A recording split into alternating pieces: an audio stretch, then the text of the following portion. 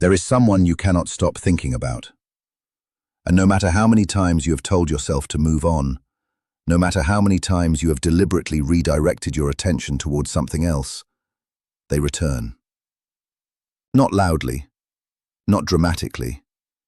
They return the way a tide returns, quietly, inevitably, as if the distance between you is simply something temporary that the deeper current refuses to respect. This is not weakness.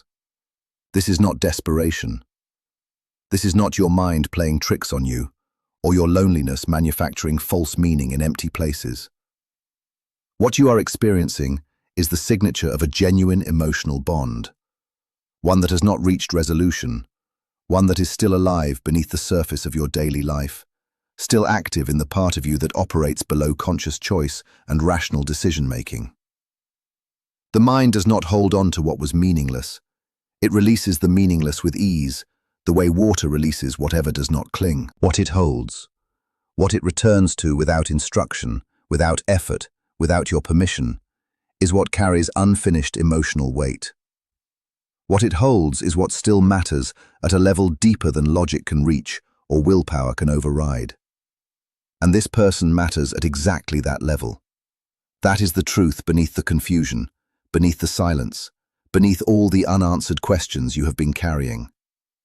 They appear in the quiet moments precisely because quiet is when the deeper mind speaks. During the day, noise fills the space. Tasks, obligations, conversations, the constant movement of ordinary life.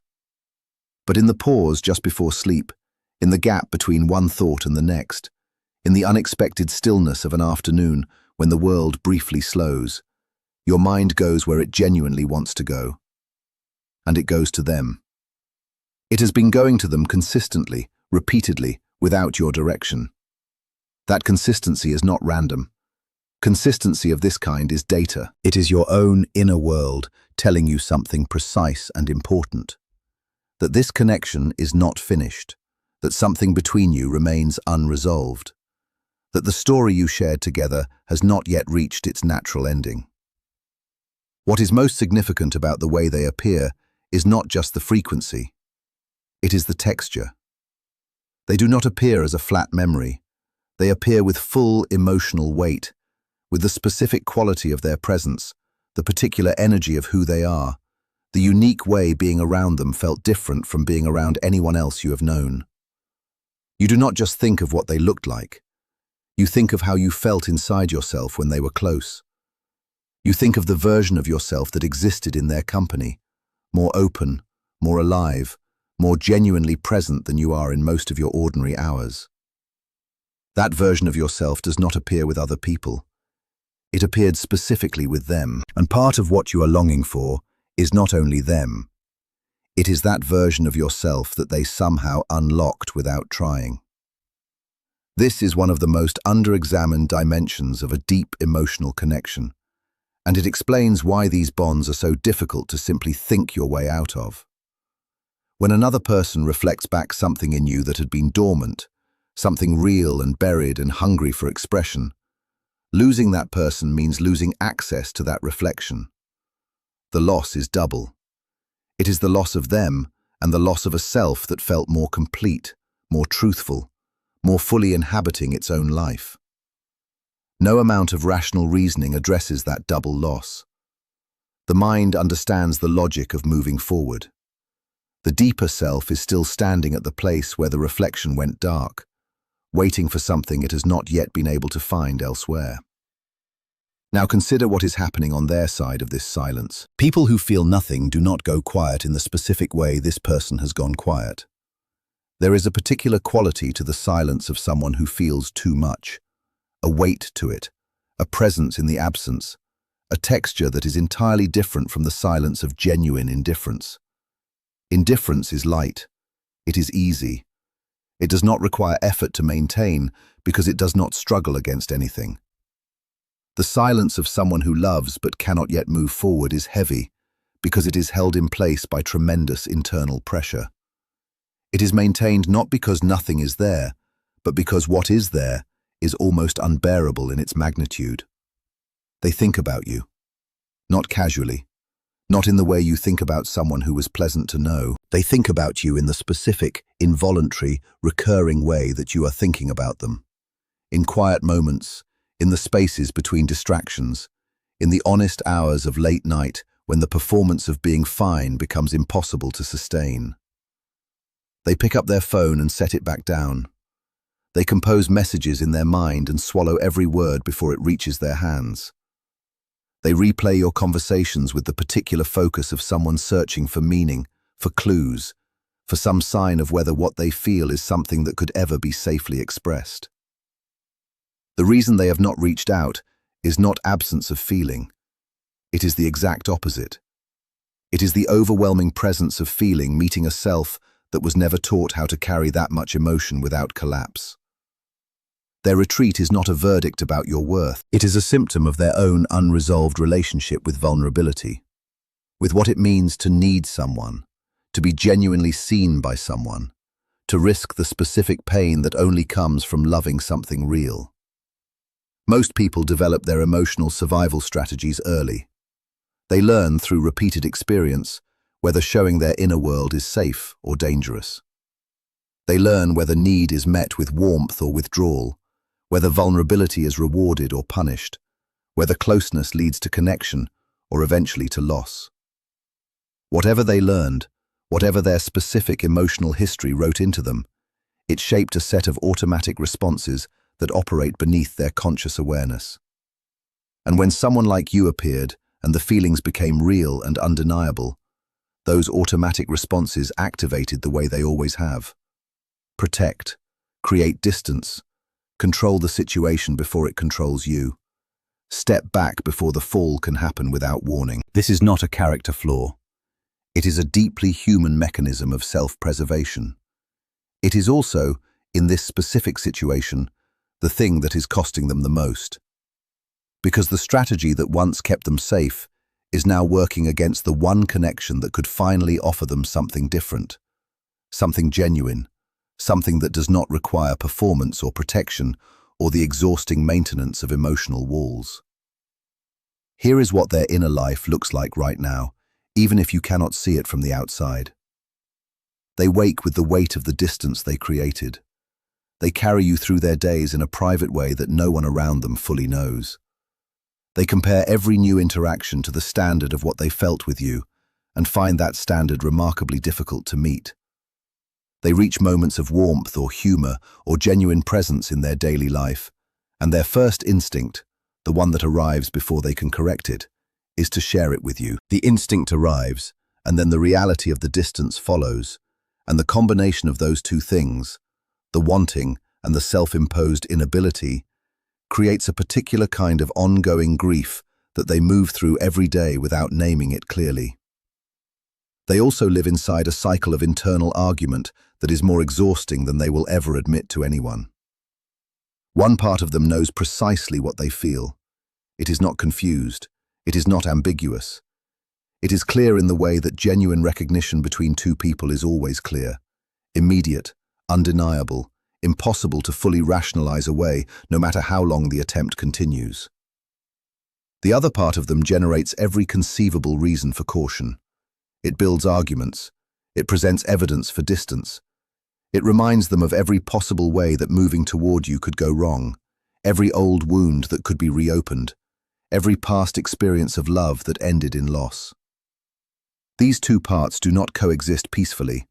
They fight, and the fighting is constant and silent and invisible to everyone except the person living inside it.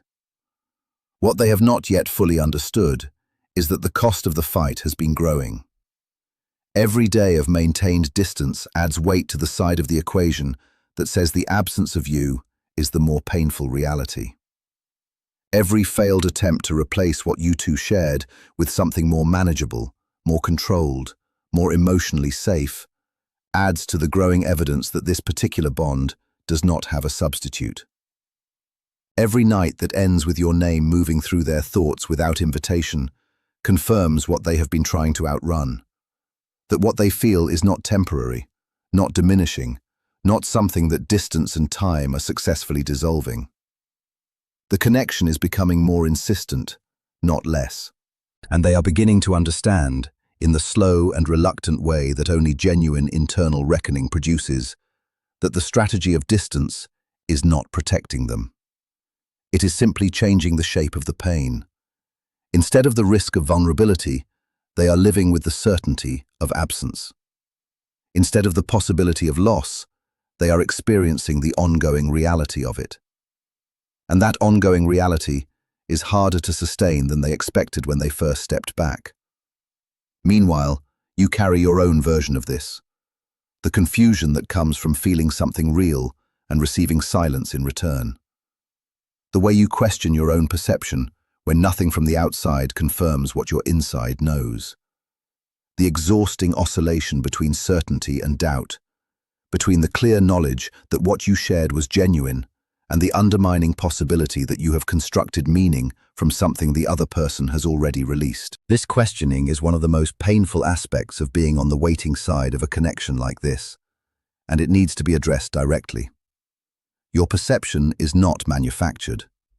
The specific quality of what you felt with this person was real. Genuine emotional resonance between two people has a distinct character. It cannot be fabricated by one person alone. A connection that reaches the depth you experienced requires both people to be present in it. You were not feeling something at them. You were feeling something with them. The difference is everything. And that shared quality, the thing that made moments between you feel significant rather than ordinary, was not a product of your imagination. It was the product of two people genuinely affecting each other. The fact that they have not acted on what they feel does not retroactively erase what was real. It simply means that feeling something and having the internal resources to act on it wisely are two entirely different capacities. This person has the feeling. They are currently developing the second capacity, slowly, painfully, in the silence of their own interior, where growth always happens before it becomes visible. Something else is true that rarely gets said plainly. The experience of your absence is changing them, not in a passive way, in the active, grinding, unavoidable way that the removal of something essential changes the organism that relied on it. The things they once used to justify the distance, the need for space, the requirement for self-sufficiency, the belief that they were protecting both of you, are not withstanding sustained scrutiny. Each day they look at those justifications and find them slightly less convincing. Each week that passes without the quality of aliveness that existed between you makes the argument for caution slightly harder to maintain. There is a threshold in every significant internal struggle where the weight of one side finally tips the scale completely and irrevocably. Before that threshold, the struggle continues and the outcome genuinely uncertain. At the threshold, something shifts, not through external pressure, not because circumstances perfectly aligned, not because timing suddenly became convenient, but because the person involved reaches the point where the pain of staying the same is finally, clearly, irreversibly greater than the pain of change. They are moving toward that threshold. The movement is not visible. It is happening in the invisible interior where all real change originates. But the direction is toward you, not away. The momentum, however slow, however faltering, however interrupted by backward steps, is toward honesty rather than concealment, toward presence rather than absence, toward the risk of genuine connection rather than the hollow safety of managed distance. You are not wrong to feel what you feel. You are not foolish to sense the ongoing reality of this bond across the silence. You are not weak for the way this person lives in your thoughts without your permission or invitation. You are responding to something genuinely present, an emotional chord that remains active between two people who have touched something real in each other, that does not dissolve according to schedule or on demand. What this moment asks of you is not passivity or endless waiting or the abandonment of your own needs and growth. It asks for the specific kind of self-trust that says, I know what I felt was real. I trust my own perception of this connection, and I do not need external confirmation to validate what my inner world already knows. It asks for patience with a process that operates on its own timeline rather than yours. It asks for gentleness toward yourself during the difficulty of not knowing how or when or whether this resolves. Because here is the most important truth inside all of this. The one that persists underneath every layer of confusion and silence and distance and fear. What was real between you does not require constant contact to remain real. It does not require daily confirmation to remain alive. It does not need to be spoken out loud by both people simultaneously to exist in the space between you. A genuine bond at the depth you experienced is not fragile in that particular way. It does not need to be fed or maintained or held in place by continuous action. It exists the way a current exists beneath still water, invisible from the surface, completely present underneath, moving toward its destination regardless of what appears to be happening above. They carry you, even in the silence, especially in the silence, in the specific and irreplaceable way that only a person who genuinely changed your inner landscape can be carried. Not as a chosen thought, as a permanent presence that was written into the structure of who they are by the experience of knowing you. You did not simply pass through their life and leave things as you found them. You altered something fundamental. You reached a part of them that had been defended for years, and they felt the difference, and it terrified them, and it changed them, and it is still changing them, even now, even in the distance, even in the silence that they created, but cannot make feel anything like peace. This is not a guarantee of a specific outcome. Real life does not offer those. What it is the truth, plainly offered, clearly stated, without the softening of false comfort or the inflation of empty promises. The connection is real. The feeling on both sides is real. The struggle inside them is real. The direction of that struggle, however slow the movement, is toward you rather than away. And what is meant to reach resolution in both people's lives eventually moves toward that resolution. Not because fate operates outside human will, but because the human heart, when it has genuinely recognized something, does not forget that recognition. It carries it forward. It keeps returning to it. It measures everything that comes after against the standard of it. And eventually, when enough of the fear has been faced, and enough of the old wounds have been honestly examined, and enough of the internal argument has exhausted itself against the unchanging reality of what was felt, the person who has been running arrives at the only honest destination, the one they have been avoiding and moving towards simultaneously, every single day, through all the silence and all the distance, since the moment they recognized you.